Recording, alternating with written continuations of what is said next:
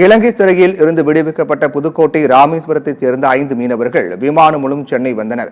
ராமேஸ்வரம் மற்றும் புதுக்கோட்டையைச் சேர்ந்த மீனவர்கள் கடந்த அக்டோபர் 9ஆம் தேதி விசைப்படகில் சென்று கடலில் மீன்பிடித்துக் கொண்டிருந்தனர். அப்போது ரோந்து வந்த இலங்கை கடற்படையினர் எல்லை தாண்டி மீன்பிடித்ததாக கூறி தமிழக மீனவர்களை சிறைபிடித்தனர். பின்னர் நீதிமன்றத்தில் ஆஜர்படுத்தி சிறையில் அடைக்கப்பட்டனர்.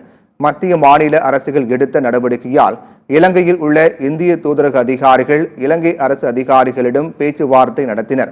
இந்நிலையில் இலங்கை நீதிமன்றம் கடந்த சில தினங்களுக்கு முன்பு புதுக்கோட்டையைச் சேர்ந்த 4 பேர், ராமேஸ்வரத்தைச் சேர்ந்த ஒருவர் என 5 மீனவர்களை விடுதலை செய்து இலங்கையில் உள்ள இந்திய தூதரக அதிகாரிகளிடம் ஒப்படைக்கப்பட்டனர்.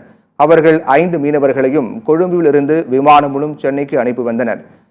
சென்னை விமான நிலையத்தில் மீனவர்களை தமிழ்நாடு மீன்வளத்துறை அதிகாரிகள் வரவேற்று அரசு ஏற்பாடு செய்திருந்த வாகனம் மூலம் சொந்த ஊர்களுக்கு அனுப்பி வைத்தனர்.